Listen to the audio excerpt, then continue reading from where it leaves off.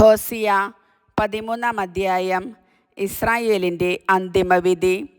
എഫ്രായിം സംസാരിച്ചപ്പോൾ ആളുകൾ വിറച്ചു. അവർ ഇസ്രായേലിൽ സമുന്നതനായിരുന്നു. എന്നാൽ ബാൽ നിമിത്തം അവൻ പാപം ചെയ്തു, അവൻ മരിച്ചു. അവർ ഇപ്പോൾ കൂടുതൽ കൂടുതൽ പാപം ചെയ്യുന്നു. തങ്ങൾക്ക് വേണ്ടി വാർപ്പ് വിഗ്രഹങ്ങൾ നിർമ്മിക്കുന്നു, വെള്ളികൊണ്ട് വിദഗ്ധമായി നിർമ്മിച്ച ബിംബങ്ങൾ.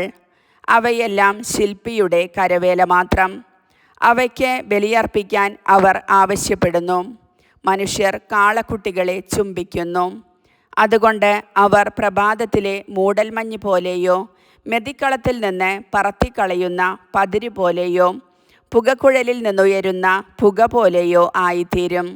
നീ ഈജിപ്ത് ദേശത്തായിരുന്ന നാൾ മുതൽ നിന്റെ ദൈവമായ കർത്താവ് ഞാനാണ്. എന്നെയല്ലാതെ മറ്റൊരു ദൈവത്തെ നീ അറിയുന്നില്ല. ഞാനല്ലാതെ മറ്റൊരു രക്ഷകനില്ല. മരുഭൂമിയിൽ വെച്ച് വരണ്ട ദേശത്ത് വെച്ച് നിന്നെ അറിഞ്ഞത് ഞാനാണ്. എന്നാൽ അവർ ഭക്ഷിച്ച് തൃപ്തരായപ്പോൾ അവരുടെ ഹൃദയം അഹങ്കരിക്കുകയും അവർ എന്നെ വിസ്മരിക്കുകയും ചെയ്തു. ആകയാൽ ഞാൻ അവർക്ക് ഒരു സിംഹത്തെ പോലെയായിരിക്കും. പുള്ളിപ്പുലിയെപ്പോലെ വഴിയരികിൽ ഞാൻ പതിയിരിക്കും. കുഞ്ഞുങ്ങൾ അപഹരിക്കപ്പെട്ട കരടിയെപ്പോലെ ഞാൻ അവരുടെ മേൽ ചാടി വീഴും. അവരുടെ മാറിടം ഞാൻ വലിച്ചു കീറും.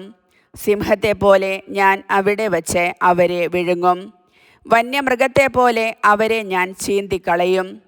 ഇസ്രായേൽ, നിന്നെ ഞാൻ നശിപ്പിക്കും. ആർക്കു നിന്നെ സഹായിക്കാൻ കഴിയും? നിന്നെ രക്ഷിക്കാൻ നിന്റെ രാജാവ് എവിടെ? നിന്നെ സംരക്ഷിക്കാൻ പ്രഭുക്കന്മാരെവിടെ?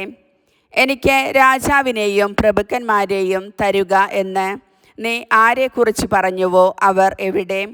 എൻ്റെ കോപത്തിൽ നിനക്ക് ഞാൻ രാജാക്കന്മാരെ തന്നു. എൻ്റെ ക്രോധത്തിൽ ഞാൻ അവരെ നീക്കം ചെയ്തു. എഫ്രായിമിൻ്റെ അകൃത്യങ്ങൾ രേഖപ്പെടുത്തിയിട്ടുണ്ട്. അവൻ്റെ പാപത്തിൻ്റെ കണക്ക് സൂക്ഷിച്ചിട്ടുണ്ട്. അവനു വേണ്ടിയുള്ള ഈറ്റുനോവ് തുടങ്ങി. പക്ഷേ അവൻ ബുദ്ധിഹീനനായ ശിശുവാണെന്ന് തെളിയിച്ചു.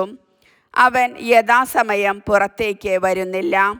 പാതാളത്തിൻ്റെ പിടിയിൽ നിന്ന് ഞാൻ അവരെ വിടുവിക്കുകയോ മരണത്തിൽ നിന്ന് ഞാൻ അവർക്ക് മോചനമരുളുകയോ? മരണമേ, നിൻ്റെ മഹാമാരികളെവിടെ? പാതാളമേ, നിൻ്റെ സംഹാരം എവിടെ? അനുകമ്പ എൻ്റെ കണ്ണിൽ നിന്ന് അപ്രത്യക്ഷമായിരിക്കുന്നു. ഞാങ്ങണ പോലെ അവൻ തഴച്ചു വളർന്നാലും കിഴക്കൻ കാറ്റ്, കർത്താവിൻ്റെ കാറ്റ് മരുഭൂമിയിൽ നിന്ന് ഉയർന്നു വരും.